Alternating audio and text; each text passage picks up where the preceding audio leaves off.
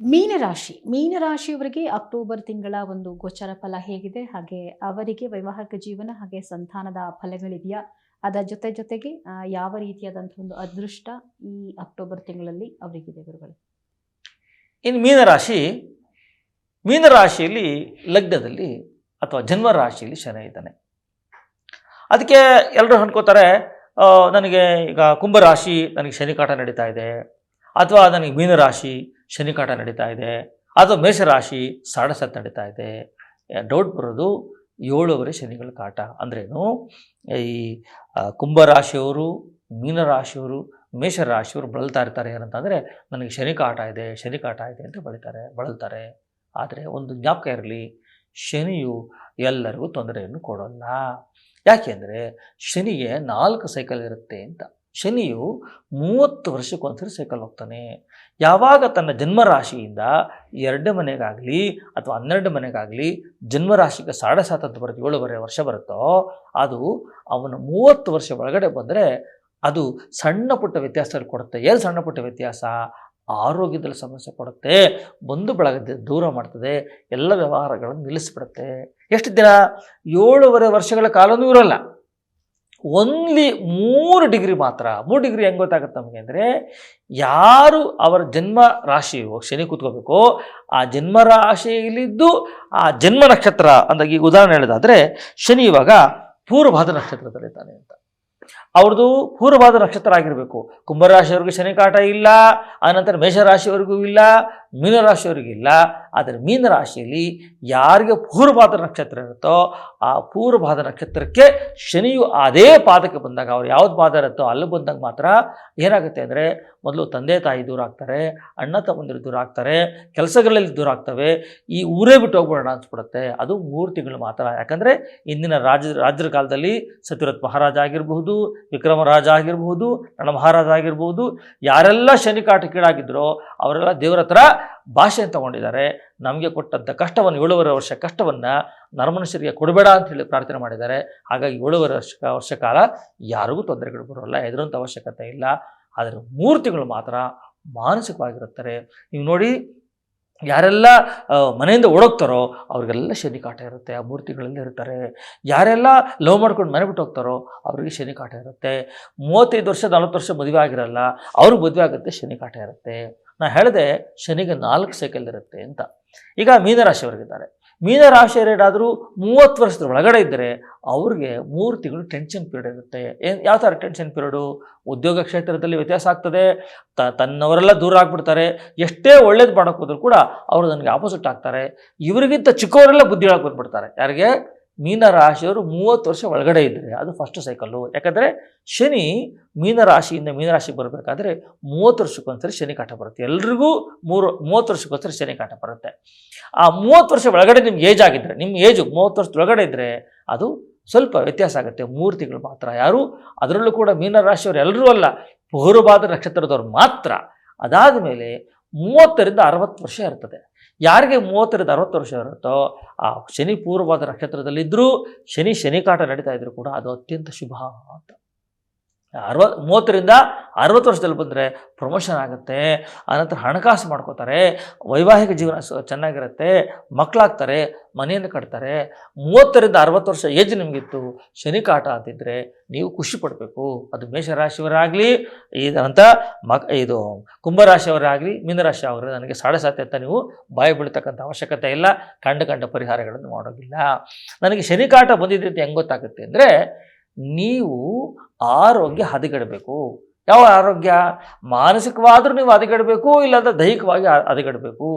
1 ತಿಂಗಳು 2 ತಿಂಗಳಲ್ಲ, ನೀವು bed Reid and ಆಗಿದ್ದರೆ ಮಾತ್ರ.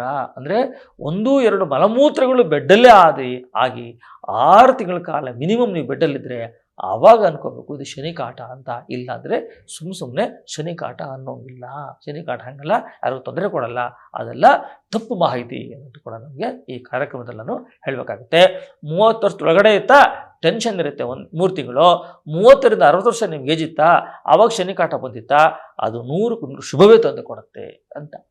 ಅದೇ ರೀತಿಯಾಗಿ ಏನಾದರೂ ಈ 30 ವರ್ಷಕ್ಕೆ 1 ಸೈಕಲ್ ಆಯಿತು, 30ರಿಂದ 60ಕ್ಕೆ 2 ಸೈಕಲ್ ಆಯಿತು, 60ರಿಂದ 90 ವರ್ಷಕ್ಕೆ ಒಂದು ಸೈಕಲ್ ಬರುತ್ತೆ, 60 to 90 ಇಯರ್ಸ್ ಒಳಗಡೆ ಬರುತ್ತೆ, ಇದು 3ನೇ ಸೈಕಲ್ ಅಂತ ಕರೀತಾರೆ.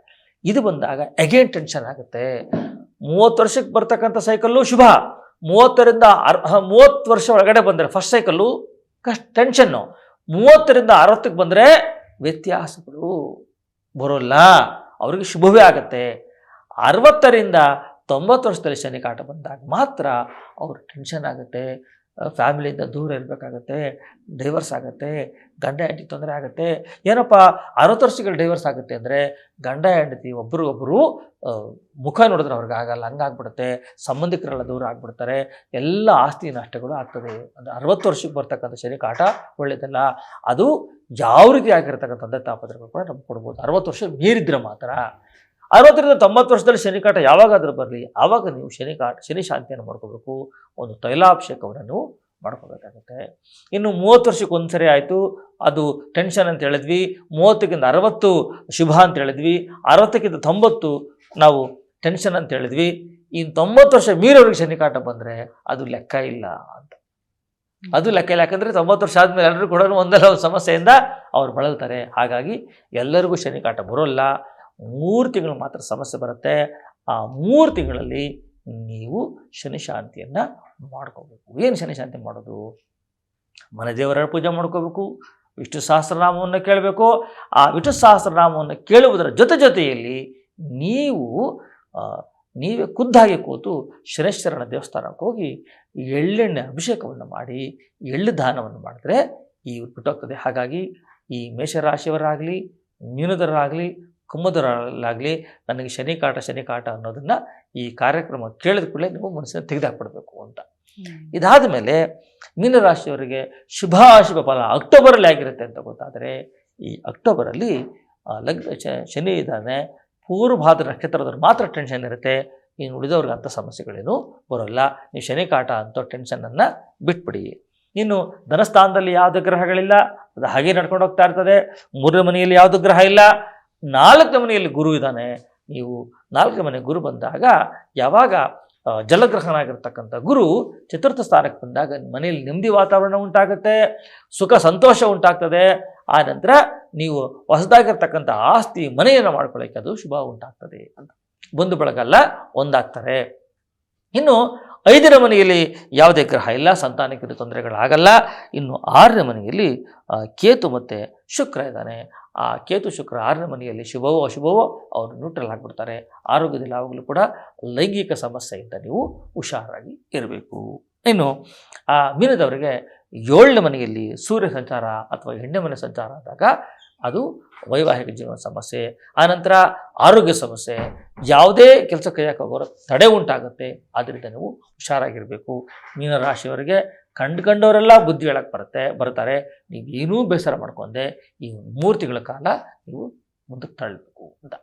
ಇನ್ನು ಈ ಮೀನರಾಶಿಯವರಿಗೆ ಅಷ್ಟಮದಲ್ಲಿ ಮಂಗಳ ಮತ್ತು ಬುಧ ಹೋಗ್ತಾನೆ.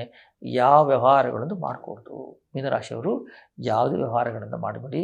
ಅಕ್ಟೋಬರ್ ತಿಂಗಳು ಕಳೆದ ಮೇಲೆ ಆನಂತರ ಮುಂದಿನ ಗೋಚಾರ ನೋಡ್ಕೊಂಡು ನಾವು ಮುಂದೆ ಹೋಗಬೇಕು ಅಂತ. ಇನ್ನು 9ನೇ ಮನೆಗೆ ಅದೃಷ್ಟದಲ್ಲಿ ಏನೂ ಬದಲಾವಣೆಗಳಾಗಲ್ಲ, ಕೆರಿಯರಲ್ಲಿ ಏನೂ ಬದಲಾವಣೆಗಳಾಗಲ್ಲ, ಕೋರ್ಟು ಕಚೇರಿಗಳಲ್ಲಿ ಅದು ಸಮಸ್ಯೆ ಆಗಲ್ಲ. ಆದರೆ ಹಳೆ ಕೇಸ್ ಇದ್ದರೆ ಆ ಹಳೆ ಕೇಸ್ ಮಾತ್ರ ಮುಂದಕ್ಕೆ ತಗೊಂಡು ಹೋಗ್ತದೆ. ಹಾಗಾಗಿ 12ನೇ ಮನೆಯಲ್ಲಿ ರಾಹು ಇದ್ದಾನೆ. ಆದರೆ ನೀವು ದೂರ ಪ್ರಯಾಣ ಮಾಡ್ತೀರ ಅಂದರೆ ಮಾಡಬಾರ್ದು, ಯಾಕಂದರೆ ಶನಿ ಕಾಟ ಬೇರೆ ನಡೀತಾ ಇದೆ ಅಂತ ಮನಸ್ಸಲ್ಲಿರುತ್ತೆ. 12ನೇ ರಾಹು. ಆದ್ದರಿಂದ ಈ ಅಕ್ಟೋಬರ್ ತಿಂಗಳಲ್ಲಿ ನೀವು ಹೊರದೇಶದ ಪ್ರಯಾಣವನ್ನು ಮುಂದಕ್ಕೆ ಹಾಕಿದ್ರೆ ಶುಭ ಅಂತ ಹೇಳ್ಬೋದು. ಈ ಮೀನರಾಶಿಯವರಿಗೆ 100ಕ್ಕೆ 30 ಭಾಗ ಶುಭ ಇರುತ್ತೆ, 70 ಭಾಗ ವ್ಯತ್ಯಾಸಗಳಿರೋದರಿಂದ ನೀವು ಪರಿಹಾರಗಳಿಂದ ಮಾಡಿಕೊಳ್ಳಲೇಬೇಕು. ಒಂದು ಶನಿ ಶಾಂತಿಯನ್ನು ಮಾಡ್ಕೊಳ್ಳಿ. ಮನೆಯಲ್ಲಿ ಪ್ರತಿನಿತ್ಯ ಆದಿತ್ಯ ಹೃದಯ ಅಂತ ಬರುತ್ತೆ. ಸೊ ಆದಿತ್ಯ ಹೃದಯವನ್ನು ನೀವು ಕೇಳ್ಕೋಬೇಕು. ಗೋಧಿಯನ್ನು ದಾನ ಮಾಡಬೇಕು. ಆನಂತರ ಕಪ್ಪು ಎಳ್ಳನ್ನು ದಾನ ಮಾಡಬೇಕು, ಎಳ್ಳೆಣ್ಣನ್ನು ದಾನ ಮಾಡಬೇಕು. ಇದರಿಂದ ಈ ಅಕ್ಟೋಬರ್ ತಿಂಗಳಲ್ಲಿ ಮೀನರಾಶಿಯವರಿಗೆ ಸಕಲ ಸುಖ ಸಂಪತ್ತು ಸಿಗುತ್ತೆ ಅಂತ ಈ ಅಕ್ಟೋಬರ್ ತಿಂಗಳ ರಾಶಿ ಭವಿಷ್ಯವನ್ನು ಈ ಮೂಲಕ ಹೇಳ್ಬೋದು. ಓಕೆ, ನೋಡಿದ್ರಲ್ಲ ವೀಕ್ಷಕರೇ, 12 ರಾಶಿಗಳ ಒಂದು ಭವಿಷ್ಯ ಅಕ್ಟೋಬರ್ ತಿಂಗಳಲ್ಲಿ ಹೇಗಿದೆ ಅಂತ ಹೇಳಿ ತಿಳಿಸ್ಕೊಟ್ಟಿದ್ವಿ. ಇನ್ನು ಪರಿಹಾರಗಳನ್ನು ಕೂಡ ಹೇಳಿದ್ದಾರೆ. ಆ ಪರಿಹಾರಗಳನ್ನು ಮಾಡಿಕೊಳ್ಳೋದ್ರ ಮುಖಾಂತರ ಅಕ್ಟೋಬರ್ ತಿಂಗಳು ಎಲ್ಲ ರಾಶಿಯವರಿಗೂ ಒಳಿತನ್ನು ಮಾಡಲಿ ಅಂತ ಹಾರೈಸ್ತಾ ಈ ಕಾರ್ಯಕ್ರಮ ಮುಗಿಸ್ತಾ ಇದ್ದೀನಿ. ನಮಸ್ಕಾರ.